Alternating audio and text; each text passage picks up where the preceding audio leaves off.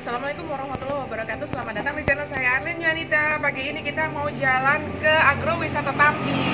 Di sana adalah area tea plantation atau perkebunan teh. Dan mereka punya paket tour namanya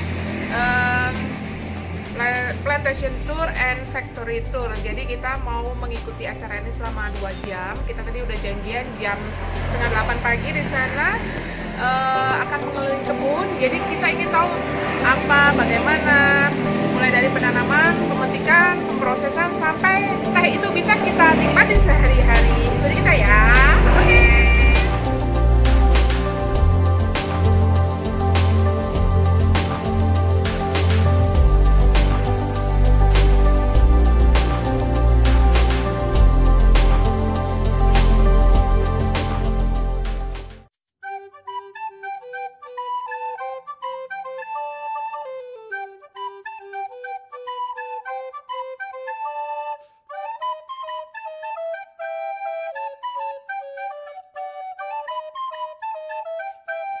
Oke, kita udah sampai di wisata Agro Tambi. Ini anak-anak baru keliling-keliling eksplorasi. Kita belum mulai, kita masih nunggu Mas Puji yang akan menjadi tour guide kita. Ditunggu ya.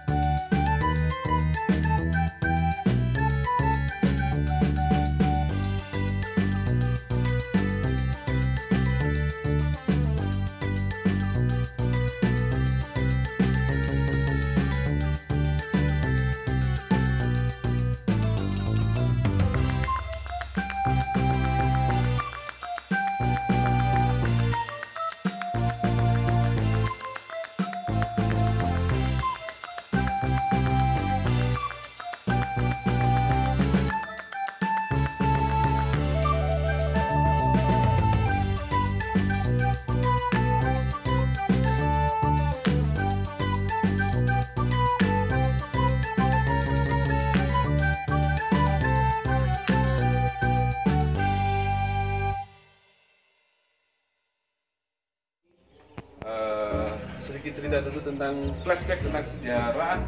Tambi itu berdirinya tahun 1865. Jangan Belanda. Zaman Belanda. Dulu namanya Baglenti Kina Maskopai. Jadi selain teh juga memproduksi kina.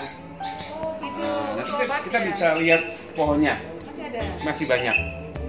Karena sekarang pohon kina masih dipakai untuk peneduh Oh gitu. tanaman tehnya. Kalau saya tuh buat obat malaria. Iya, dulu malaria. Dulu kan waktu masih zaman Sekarang udah Belanda. nggak dipakai? Sekarang kan sudah tidak diproduksi secara banyak, jadi hanya untuk sebagai pohon peneduh saja. Nah, 1865 Tambi berdiri, kemudian tahun 1942 Jepang datang tuh. Semua perkebunan dibakar sama Jepang. Diganti dengan tanaman jarak.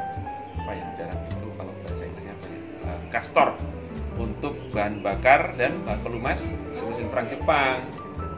Itu kan karena terbengkalai, kemudian sudah parah sekali.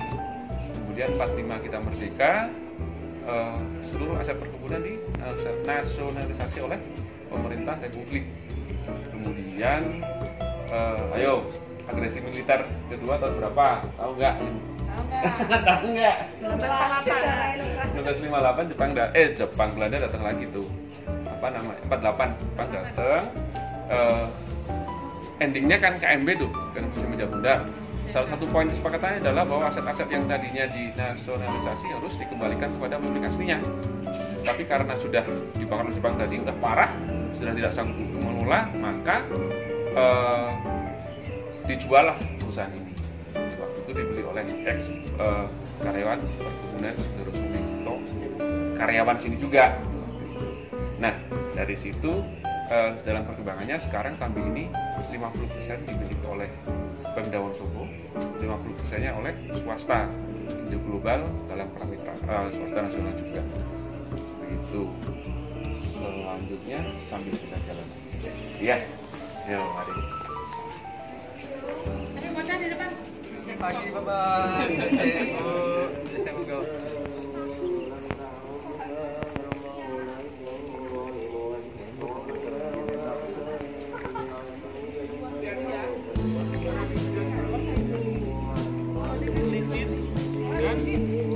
Kotor, jadi pelan-pelan aja.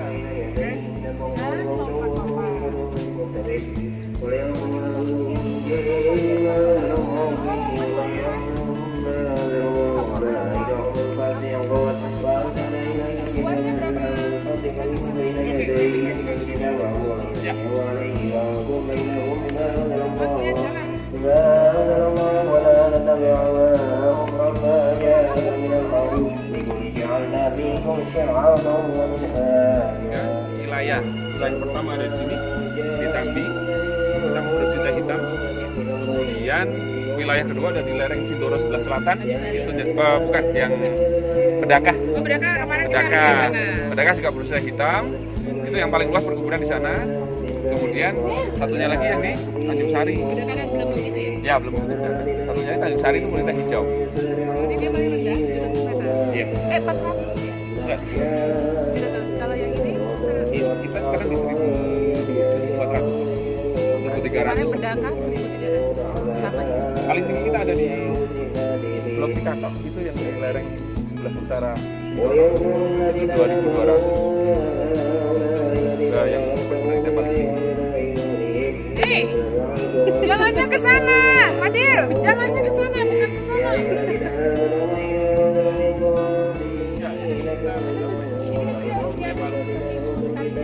Pentingnya enggak, 30 hari sampai 40 hari sekali. Kirain tiap hari penting. Dia tiap hari yang di grup ini. Iya, tiap hari metik tapi di satu nomor yang sama. Misalnya rollingan apa ya? Puterannya itu tiap di 30 hari. Iya, dia kan balik lagi ke sini 30 hari lagi sampai 40 hari lagi. Metiknya jam berapa Mas biasanya Mas? Gimana Ibu? Kalau metik jam berapa tuh? Jam berapa pagi? Dia start jam 5 5 pagi? pagi. Emang udah kelihatan 5 pagi? Nanti dia ada ceritanya. Nanti ada ceritanya. Wah, kayaknya kan masih bekal begitu. Hati-hati ya, Winin, tutup kita. Terus obat malaria. Ininya ya, Bukan, apa nyayo, tahu nggak? akarnya. Salah. Daunnya, berarti batangnya. Batang pina. Kulitnya. Kulitnya akan dikelupas. Itu berapa? Udah umurnya berapa tahun berarti? Ini kalau umurnya sudah Diremajakan umur berapa? Nah, jadi nanti setelah TBM bukan TBM. Jadi setelah itu nanti per 4 tahun akan ada pemangkasan. 4 tahun sekali. Kenapa pohon teh nggak pernah tinggi? Karena tiap 4 tahun dia dipangkas. Sampai berapa senti kalau mangkas? Kalau mangkas itu nanti 50 cm. Pangkas. Nah, Jadi kalau dibiarin dia tinggi ya? kalau dibiarin teh ini tanaman keras bisa Pohon. 8 sampai 10 meter tingginya. Dia pohon. Kenapa dia nggak pernah tinggi? Karena tiap 4 tahun dipangkas. Nanti bisa dilihat pertumbuhannya itu sekitar 20 cm per tahun. Jadi dari 50 cm nih, dia berapa tingginya? 70 berarti tahun pertama pangkasan. Dan seterusnya. 4 tahun berarti dia kira-kira sudah 90 cm sampai 1 meter tingginya. Jadi pangkas lagi. Itu pangkasan ya. Kalau replanting kayak yang di sana itu sudah bolong. Itu sudah karena dicabut. Nah, replanting itu nanti urusannya dengan produktivitas. Jika dalam suatu nomor, satu blok misalnya, itu target kita misalnya 1 bulan sekian ton, ternyata tidak mencukupi, maka berarti dianggap sudah tidak produktif, maka harus replanting itu, atau tanaman kena penyakit bisa dicabut, replanting juga. Penyakitnya apa yuk? Bisa akar, ada ulat, ada empuaska, cacar daun. Oke? Pupuknya gimana? Pupuknya kita pakai organik. Pupuk kan kalaupun tidak dipupuk nanti ada penguat akar atau macam-macam, itu biasa kita implementasikannya H+1. Jadi hari ini dipetik, besok baru kita semprot atau kita pupuk. Tujuannya adalah agar teh yang dipetik tidak terkontaminasi oleh zat-zat kimia. Walaupun kita jarang pakai kimia. Itu seperti apa itu? Merica. Bahan-bahannya ada dari nanas, ada dari urin kambing. Kebanyakan kita pakai organik. Nggak disemprot sih, yang di bawah di akar gitu. Oh, yang di akar. Nah, penyakitnya misalnya apa ya? Cacar. Ini kena cacar nih. Nih. Cacar daun nih. Itu kan bukan terlalu banyak hujan. Bukan. Kalau ada lagi empuaska itu seperti binatang kecil-kecil warnanya kuning. Dia akan masuk ke sini, dia akan nyedot kalau klorofil dan sebagainya. Ini nggak kelihatan sih. Kalau ada satu lagi ular. Kepi, bukan? Kayak kepi itu. Bukan, kecil banget. Kayak apa ya? Kutu daun. Ada lagi ulat. Nanti kalau dia tergulung, dia berarti ada ulatnya. Cariin. Kayak ulat pucuk ya. Pucuk. Ini batang pisang.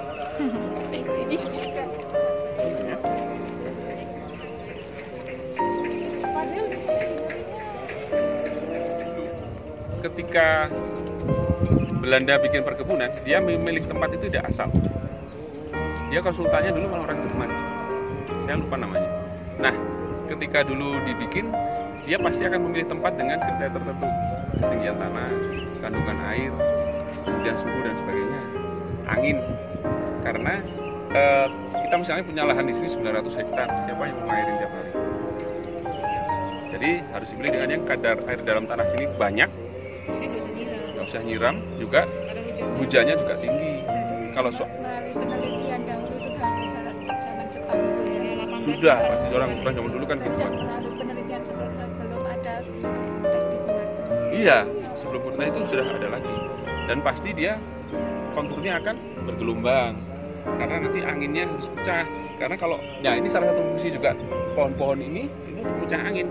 Karena ketika angin kencang, ketika daun teh saling bertabrakan, dia akan rusak. Oh gitu. Dia akan sudah mulai preoksidasi nih kalau rusak. Ini macam-macam, ada sengon, ada saya lupa namanya, saking ingetnya jadi lupa. Ini namanya saman, ada macam-macam sih banyak. Ini juga sepertinya tidak terpola kan, padahal ini ada polanya. Polanya mata 5, mata 9 gitu. Jadi dalam satu titik, satu ini maka akan ada 4 pohon di sekelilingnya. Berarti Itu mata 5. Nah, tidak sembarangan ditanam. tidak sembarangan. Itu terpola sebenarnya. Mana ya, misalnya ini deh, ini kan satu nih di tengah. Maka ada 5 atau 9 pohon di sekitarnya. Itu mata 9 namanya. Manfaatnya sama, itu memecah anginnya harus ada polanya juga, konturnya juga. Gitu. Atau ketika misalnya tadi angin kencang bisa bikin dia luka karena saling menghantam. Atau ketika kenapa harus yang udaranya dingin, yang banyak hujan. Karena kalau panas, kering, daunnya kering, dia akan ringan. Nanti di pengolahannya susah masuk ke OTR, ke mesinnya. Nah, kalau daun yang tergulung begini, pasti dalamnya ada ulutnya. Ulutnya kecil. Coba sini lihat.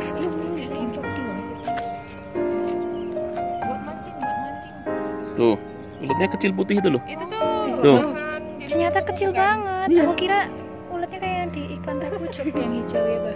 Ulutnya ini dibilangnya sih. Megat apa ya? coba ini lagi. Deh. Ini Pucuknya, Bu. Pucuk.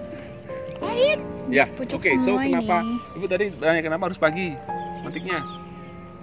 Karena kalau udah siangan dikit, udah ke Layu. kena sinar matahari dia akan kebuka tuh pucuknya. Oh. Oh, kebuka. Jadi yang Kalau diambil tadi itu kuncup. yang harus kuncup. Kuncup yang Ujung banget. Kenapa ambil yang itunya ya? nih. Iya, kenapa diambil yang Oh, itu? itu tak. Enggak. Jadi gini. Yuk kita sekalian masuk aja deh. Masuk ke sini, kita akan belajar metik teh. Nanti saya ceritain juga. Boleh ke kiri kanan? Ini mumpung banyak pucuk. Boleh ke kiri kanan, ke sini boleh. Ini kan ada banyak celah-celah nih. Masa Dem? Situ juga yang gampang sini. Itu pakai top. Oke, cari yang ada pucuknya. Cari yang ada pucuknya begini. Coba. Nah, teh itu yang berkualitas itu hadirnya dari sini. 2 pucuk daun teratas ini namanya peko. Atau kalau orang bule bilangnya flash. 2 pucuk teratas. Tapi kalau kita hanya ngambil 2 pucuk teratas kan kualitasnya dapat, kuantitasnya enggak. Heeh. Jadi yang akan kita ambil adalah P plus 2 atau P plus 3 atau kadang P plus 5. Sorry, P plus 5, misalnya 5 daun P plus 4. P itu peko. Peko plus 2 berarti peko plus 2 daun di bawahnya. Coba nyari. Ini coba Ibu boleh ngambil, Bapak boleh. Ini peko nih. Ini peko ya. Berarti P plus 2, berarti peko plus 1 2 daun di bawahnya. Atau P plus 3 berarti 3 daun di bawahnya di sini. Coba tangannya gini nih. Tangannya posisinya gini, terus diputar ke dalam. Oke, kita gunakan ibu jari sama jempol. Kira-kira 1 cm di bawah daun ketiga atau keempat. Di sini lah kira-kira. Berarti tidak sembarang Tidak memetik sembarangan. ini. Karena kalau metiknya sembarangan nanti tunas yang muncul di bawahnya tidak akan sehat. Oh. Ini namanya pucuk peko ya. Ini pucuk peko ya. Ini pucuk yang ideal. Kalau nanti tidak benar munculnya ini namanya pucuk burung. Tuh. Ini nggak ada pekonya tuh. Oh, nggak ada pucuknya gitu. Dia biar ditunggu sampai tua sampai naik nanti. Tumbuhnya kayak gini, nggak ada pekonya. Itu pucuk Bisa burung gitu namanya. teh ya. Nah, oke ya. Dari sini posisi tangan terpelintir, kita jangan ditarik, tetapi cuma dibalik ke Potek. tangan kita ke posisi normal. Dipotek. Tuh ya. Ternyata tidak sembarang sabut. Ini namanya P plus 2. Nah, ini yang kita olah. Nah, ada namanya teh putih. Teh putih itu Yang enak tuh yang ini, Pak. Ini 2 pucuk teratas. yang ini. 2 pucuk teratas ini yang paling bagus ada di sini. Nah, ada namanya teh putih. Teh putih itu dia juga needle tea, teh jarum. Itu mahal, lumayan mahal, itu sekitar 2,5 juta per kilo. Itu yang diambil hanya ini. Oh, bukan berarti karena warnanya putih ya? Enggak karena warna putih, tapi needle tea ini ya teh peko yang paling pucuk ini kalau kita keringkan warnanya jadi putih memang. Emang khasiatnya apa? Kalau di teh ya tadi karena awalnya memang dari sini sumber nutrisi semuanya ada di sini. Yang paling bagus. Semakin ke bawah dia semakin berkurang. Iya. Keluar itu Teh putih. Nah, dari teh putih ini nanti kalau kita cuma ambil teh putihnya, maka yang di bawahnya akan ngedrop kualitasnya. Kenapa yang sini mahal? Karena dia harus mengcover harga yang ini. Pantesan teh putih itu mahal banget. Nanti setelah kita olah pun nanti di sana kita akan lihat diolah nanti akan keluar bedanya antara yang sini dengan yang sini nanti hasilnya beda. Kalau di gelasnya situ warnanya berapa? juga beda nanti. Nggak usah per gelas deh, per gram. Kalau per kilonya sekitar Ngitungnya 2,5 juta, gram. per gelasnya mungkin sekitar 50.000 kali. Wah, 50. Ada lagi yang mahal, juga mahal. Ini namanya teh merah. Teh merah. Ya. Coba dilihat, beda kan? Oh, daunnya nggak merah-merah. Ini tadi yang saya petik di sana. Dari Dari merah. Jenis beda pohon, beda Khasiatnya, klon. Beda klon, rasanya beda, kualitasnya beda, zat-zat yang kandung di dalamnya juga beda. Ini klon unggulan nasional. Tapi ini namanya TB1, TB merah. Tadi nanam teh itu tidak semudah itu. Ternyata ya. Lebih sulit di dalam dibanding yang ini. Iya, ini dari tambi kita yang sekitar hampir 900 hektar itu, ini kita cuma punya sekitar 200-300 Langka itu. tanaman ini. Kalau produksinya teh yang biasa kayak gini reguler sekitar katakanlah normal ditambi di 20 ton per hari, maka ini cuma sekitar 2-3 kilo per bulan. Harganya pun demikian juga beda. Ini sekitar katakanlah yang paling berkualitas, paling mahal yang kita ekspor itu sekitar 28-30 ribu per kilo. Kalau ini sekitar 2-3 juta per kilo. Wah. Oh, itu ekspornya kemana aja, Mas? Nanti dah kita cerita gitu. Oke. Oke, pentingnya udah bisa. Nah tadi kalau Kira itu tuh kira-kira tuh pakai nah jadi petikan kita di sini kita ada 3 cara. Yang pertama manual kayak tadi ini. Itu biasanya sekarang jarang kita pakai karena kelamaan ya. kelamaan. Dan kita cuma pakai manual, metik Iya. manual itu cuma kalau kita metik ini. Itu ruginya ya kalau manual ya di waktu Di waktu rugi biaya biaya. karena kan ibu ibu-ibu ini yang metik Ya. cuma dibayarnya kan per kilo, Iya. ya kan? Nah kecuali yang ini, kalau ini special treatment memang karena memang tehnya juga teh spesial. Masih untuk pekerja-pekerjanya yang masuk yang muda-muda kan kita nggak mau ya. Jarang sekarang, memang susah sih. Susah. Nah, Penting di toko. Oke, so pertama petik manual itu special treatment, nanti pengolahnya juga manual spesial juga ya udah khusus yang ini. Kemudian kedua pakai tadi gunting yang Oh, sudah gunting. ada apa kotaknya itu ya. Terus masuk ke sini. Yang ketiga untuk mengatasi kelangkaan apa tenaga kerja tadi kita pakai mesin. Mesin ini dioperasikan oleh 3 orang. Kalau mesin bapak-bapak, mas-mas karena berat. Mesin ini 3 orang itu bisa mengcover 10 orang. Tapi kan pengaruh Nah. mesinnya tuh. Mesin ini kelemahannya adalah ya nggak bisa milih. Ya nggak bisa milih pokoknya Nah gitu, 3 orang nih. Ini kan ada celah tuh. Ya. 1 orang pegang di sini, 1 orang pegang di sana, 1 orang gendong kantong tehnya. Jalan ya, seret, selesai. Kalau yang bawah itu kayaknya ketika mesin karena rata kan tuh. Terus, nah, kita mesin. Nah, nanti kualitasnya tetap bisa dibedakan nggak? Bisa di pabrik. Disortir dulu nggak nanti kalau pakai itu? Enggak, Mesin? nanti Enggak? sudah ke anunya di pabrik sana. Oh, Kita akan lihat nanti kalau caranya. kalau sana baru diserahin aja, nanti baru bisa. Iya, tapi kita punya standar sih, bukan berarti harus sampai yang tua-tua kayak gini. Karena coba ini ya, yang tua kita giniin, tuh, sama yang muda, ini peko, kita giniin, tuh, masih cair, masih ada aromanya dan seterusnya, masih muda, lebih mudah dihancurkan, ya, ini nggak ada apa-apanya. itu kering kan? Nah, Coba kalau yang itu di, coba dicium. Oh, masih ada kayak Iya. air gitu. dan aromanya pun keluar, Oh, gitu. Itu bedanya, itu secara simpelnya. Apalagi nanti di pabrik loh. Yuk. Oke.